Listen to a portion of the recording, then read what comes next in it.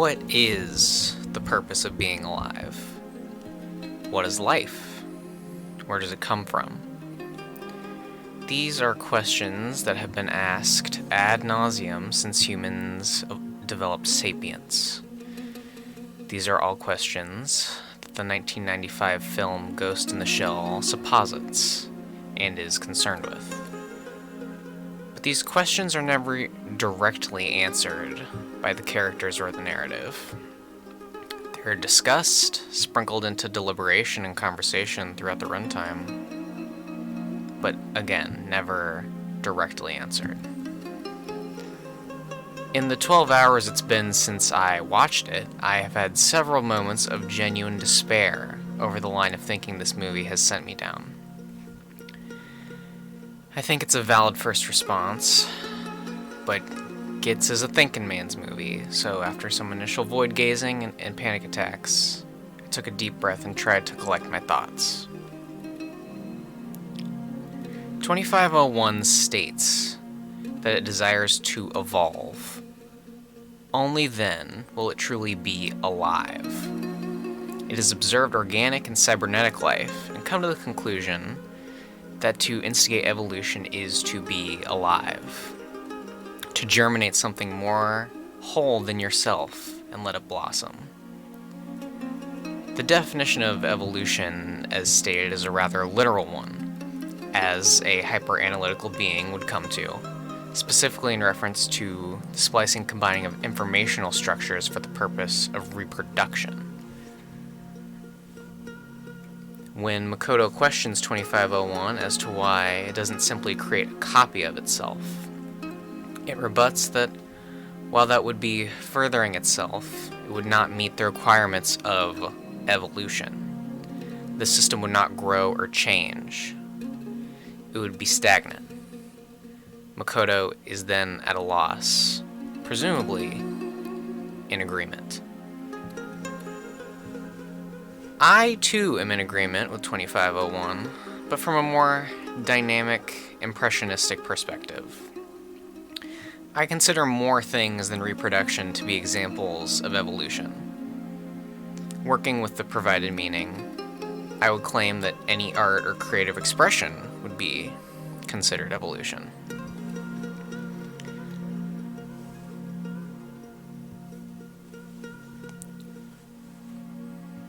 Art requires a person or group's knowledge, experiences, and beliefs to come together in order to weave a tapestry of ideas and emotions.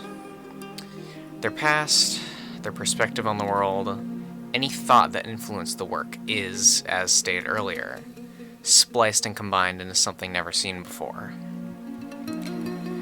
This is why I create art, and see the value in doing so. I'm writing this to compound my thoughts into a thesis, both creating catharsis for myself and hopefully spurring those who are listening to be contemplative of their perspective in all this. If a new idea has been instigated, that is evolution.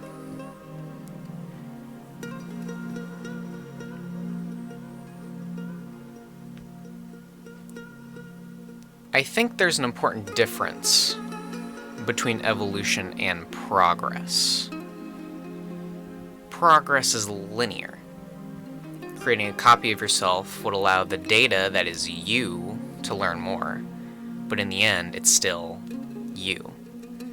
It's hammering the same nail into the same shaped piece of wood to build the same house every single day. It's like masturbating. To get the run-of-the-mill, totally vanilla coom, whereas evolution is exploring what other pleasures you could seek, whether they be carnal or not. Now, I'm not trying to claim that progress is bad. Without linear progress, we couldn't gather enough basic resources for evolution to occur. The thing that I see as the issue is the system we live in and its over-insistence on progress over evolution. A plant can take in sunlight all day, but if it didn't sprout new branches and grow, it would use up all its nutrients and die, accomplishing nothing, leaving no seeds for the future. I'm sure my thinly veiled metaphor has gotten across to some of you.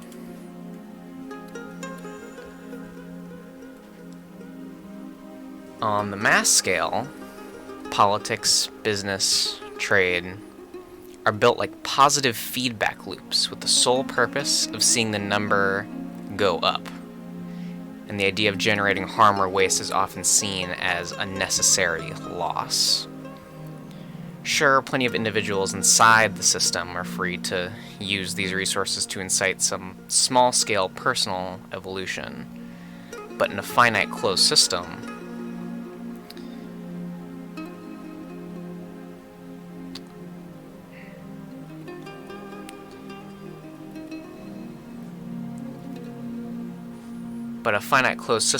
that does not evolve to subvert its losses will eventually crash and burn, using up all its available fuel and damning those inside it.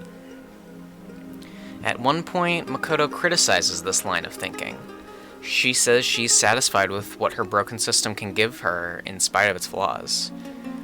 She can subsist, living out her mundane desires through the progress her system has made.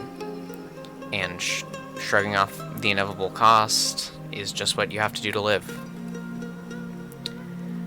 I've been coming back to that scene a lot while thinking about the movie. The way she delivers her monologue almost sarcastically with this coy little smile, seemingly to mask her true feelings on the matter, paired with the fact that Bato has almost no defense against her argument. It got my mind buzzing with questions.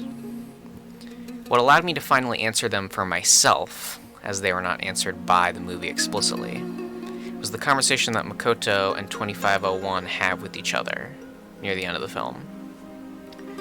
Whether she genuinely believes in it or not, Makoto can entertain the progress first mindset.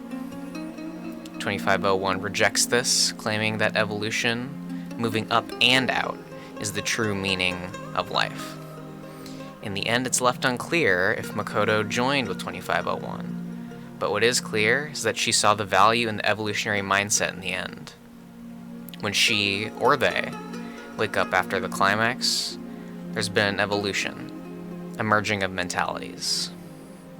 There was a synthesis between the need for progress and the desire for evolution. They recognize both paths are necessary, intrinsic to each other. These two traits are in everyone, almost always in an unhealthy imbalance. You're either too focused on progress and miss the forest for the trees, or, alternatively, go too hard too fast and burn out before you meet your goals. It's only when you strike that evasive equilibrium, pushing forward at a minimum cost and evolving at a rate to counteract that cost, that you have achieved personal fulfillment. That's what I think anyway. And that's what I got out of this movie.